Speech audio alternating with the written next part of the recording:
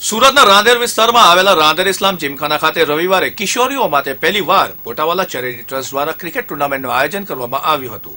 આ ક્રિકેટ ટુર્નામેન્ટમાં 4 ટીમ મુંબઈની ડીએમ ગર્લ્સ ઓર્ફનેજની હતી, જ્યારે 2 ટીમ HIMS બોટાવાલા ચેરિટી સુરતની હતી। આ ટુર્નામેન્ટ માટે ખાસ પ્રિન્સ માનવેન્દ્રસિંહ ગોહિલ પણ હાજર રહ્યા હતા।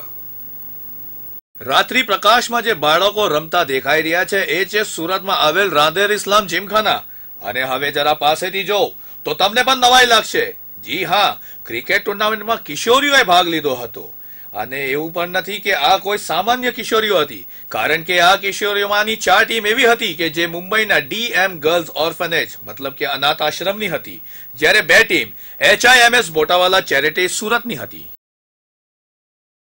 ज़्यादा हमारे ट्रस्ट ने सपोर्ट किए और हम लोग को बहुत प्रैक्टिस की, हम लोग के लिए टीचर ज्वाइन करे और we are very happy for win and हम लोग ऐसे खेले जाएंगे। इंशाल्लाह हम लोग अपने इंडिया के लिए भी खेल सकते हैं। मतलब लड़के भी खेल सकते हैं, लेकिन लड़कियां उन लोग से भी अच्छा खेल सकती है, क्योंकि कभी कभी जल्दी लड़कियां हम लोग क्रिकेट में हिस्सा नहीं लेते, लेकिन हम लोग ने कोशिश की, हम लोग लिए और हम लोग मतलब अभी से लेते रहेंगे हिस्सा। તો તમે સાંભળ્યું હશે કે મુર્શિદા કુરેશી જે ફક્ત 13 વર્ષની છે જણાવે છે કે ભગવાનને મંજૂર હશે તો અમારામાંથી કોઈ ભારતવતી રમી શકે તો નવાઈ નહીં।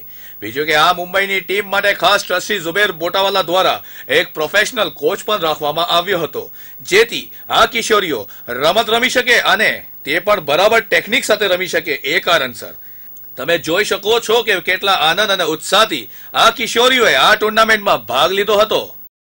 हम लोग बहुत खुश नसीब है कि हम लोग को इतने अच्छे ट्रस्टीज मिले। आई होप कि सबको ऐसे मिलना चाहिए। कैसा लगा आज खेलने में, कितना मजा आया? हम लोग को बहुत मजा आया। हमने हर मुमकिन कोशिश करे जीतने के लिए और by the grace of God हम जीत चुके हैं first.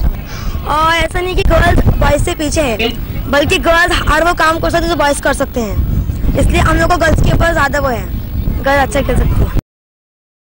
DM girls ઓર્ફનેજના trustee Mariam બોટાવાલાનો 93મો જન્મદિવસ 19 માર્ચ સોમવારના દિવસે હોવાથી આ ટુર્નામેન્ટનું આયોજન રવિવારે કરવામાં આવ્યું હતું।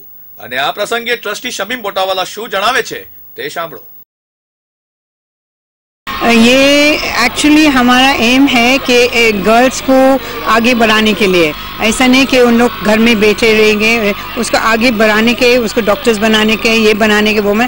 और स्पोर्ट्स ये क्रिकेट स्टार्ट किया है क्योंकि फिर उस क्रिकेट में उन लोग को टीम स्पिरिट, उन लोग को एक्सपोजर, उन लोग को उसका माइंड अलर्ट हो जाता है और ऐसा हो के फिर उन लोग आगे बढ़ते हैं। ડીએમ અનાથ આશ્રમના ટ્રસ્ટીઝનું માનવું છે કે ભગવાને એમને ધન અને તંદુરસ્ત શરીર આપ્યું છે, જેથી એ લોકો સારું ભણતર મેળવી શકે અને આજે ટ્રસ્ટી તરીકે બનવા પામ્યા છે। જેથી આ ડીએમ અનાથ આશ્રમ ખાસ છોકરીઓ માટે બનાવવામાં આવ્યું છે, જેથી કોઈ છોકરી પછાડી ના રહી જાય અને મુસ્લિમ યુવતીઓમાં પણ જાગૃતિ આવે અને ક્રિકેટમાં પોતાનું નામ નોંધાવે। ખરેખર આ સુરત ખાતે એક ઐતિહાસિક દિવસ કહેવાય, કારણ કે મુસ્લિમ કિશોરીઓ માટેની આ પહેલી ક્રિકેટ ટુર્નામેન્ટ હતી। કેમેરામેન ભરત પરમાર સાથે आजम साले, गुजरात न्यूज, सूरत।